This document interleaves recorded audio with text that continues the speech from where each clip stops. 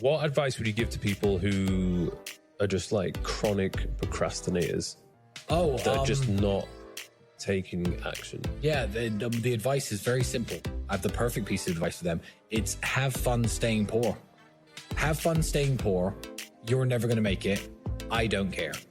Because if you can't look at your Instagram and think, you know what, maybe I should get into shape. If you can't look at my Instagram and think, you know, maybe I should make some money. And you literally, with all the inspiration shoved in your face nowadays, I mean, you're sitting in this luxury apartment in Dubai overlooking the ocean on a Sunday afternoon. Like, this is what we do. If you can't watch people like us, if you're watching this podcast and think I need to do something and you're a procrastinator, good. I don't care. Have fun staying broke. Because like you said, I need someone to wash my cars. I need people like you. So not everyone can make it to the top, and there's no help for those people who can't motivate themselves. If you can't pay your bills, you know, it's hard to pay your rent, you're eating the crappiest food, you're driving the crappiest car, all the beautiful women in the world don't look at you, you can't afford any nice clothing, and you're sitting around thinking, oh, well, you know, just a few more hours playing Fortnite, then that's your station in life, and enjoy it. And you got to understand, if you want that life which you're dreaming of, you have to make some sacrifices. Of course. And even when it comes to relationships and women, I've had to make sacrifices. I've had to end relationships. I've had to just go through phases where I didn't even bother at all, just to keep my mind focused on the mission and to avoid the distractions. It's very hard to become successful. It's very hard to become rich and successful, and that's why very few people do it. It's very hard to become influential, get people following you, to get people listening to you. It's difficult. So if you can't motivate yourself to do it, you know, fuck you. Sorry, it's the way I feel. Have you got any advice for 21-year-olds who, I guess, seem pretty lost and they don't really know which direction to go in? What would you offer to those guys in terms of advice? Oh, I've got loads of pieces of advice. Loads. If you don't know what to do, don't go to university. Yeah. That's the first thing. If you know what you want to do and you need a university degree to do it, then obviously pursue that. If you don't know what you want to do, going to university is going to burn 3 or 4 years of your time and likely get you into a bunch of debt and a bunch of trouble that you don't need. If you don't know what you're doing, avoid university. Step number 1. 2, don't waste... don't waste time. Don't waste time on frivolous pursuits. Stop trying to live like the man unless you've actually become the man first. And that means women. Stop trying to get laid all the time and get beautiful women, because if you are a nobody, the time and effort it's going to take into convincing a really beautiful woman to go to bed with you is much less time than it would take me or Mike, because we are a somebody already. So you're burning your hours. Don't chase women too much.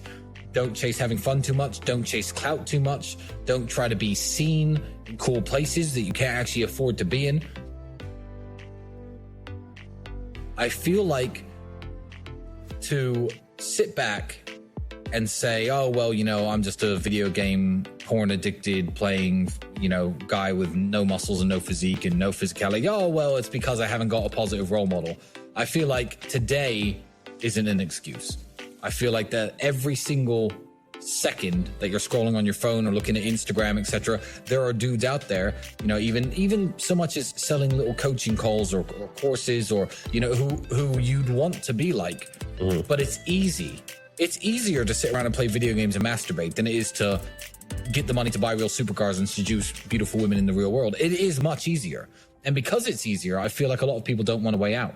So I don't need to give them advice. I feel like the advice is out there. If you're watching this and that describes you, good. At least you're listening to people with a healthy mindset who maybe can inspire you a little bit to try to be like that. But the type of person who really needs this advice and isn't going to get it is never going to watch this podcast. They're not going to look at the photo of you there with your shoulders, etc., standing next to me with all my whatever car I'm next to, and think, I'm going to listen to these two. So those people aren't watching. So we don't need to worry about them, you know? Just let them, you know, flip our burgers and cook our meals. University has a monopoly on the borrowing power of young people. The financial borrowing power that I have as a multimillionaire is huge. Young people have none. If you're 18, 19, and you try to get a loan, you can't get one. University has a monopoly on this. So if you're in the United Kingdom, and this is very, very sad, and you are 18 years of age, and you go to a bank with a great plan. You say, I am going to start a business. My name's Tristan Tate. I'm 18 years old. The bank's already not interested. But let's say they even heard you out and you had a nice, solid business plan. You said, I need £30,000. I'm going to start this business. It's going to become a successful company in my town. Eventually, I'm going to expand to London. I'm going to be a millionaire by the time I'm 25. This is my business plan. Can I have £30,000? No. It will be no 100% of the time. If you're an 18-year-old kid and you say, hey, I want to be a pilot. I don't want to join the military and fight your bullshit wars that you want us all to fight to get a pilot's license. Plus, a lot of pilots, they want you to go to university first nowadays. But regardless, I want to be a pilot. Can I borrow £30,000? I need this many hours of flying time at this airfield on these aircraft. If I complete all these various hours, I'll have a pilot's license by the time I'm 21. Then I want to apply to work for airlines. Can I borrow some money, Mr. Banker? No. Hi, I don't really know what I want to do with life. I'm 18. Don't really know what I want to do, so I'm going to study business, economics. Oh, here's your check for 60 grand, 70 grand. Ching, ching. Here you go. Enjoy paying it back one day. They have a monopoly on the borrowing power of young people. And I don't believe that if the battlefield was fair and amounts of money were offered for things like pilots licenses, for things like business idea startups, I feel like if the borrowing power of young people was not concentrated and monopolized by university, young people could flourish so much better and so much more. DJ AFE, do you think the time for becoming wealthy is running out? And do you think that we could finally see a recession in the near future? Yes. I believe that the time to get wealthy in an easy and a quick way has run out already. I'm going to tell you why. We've all heard of the gold rush, haven't we?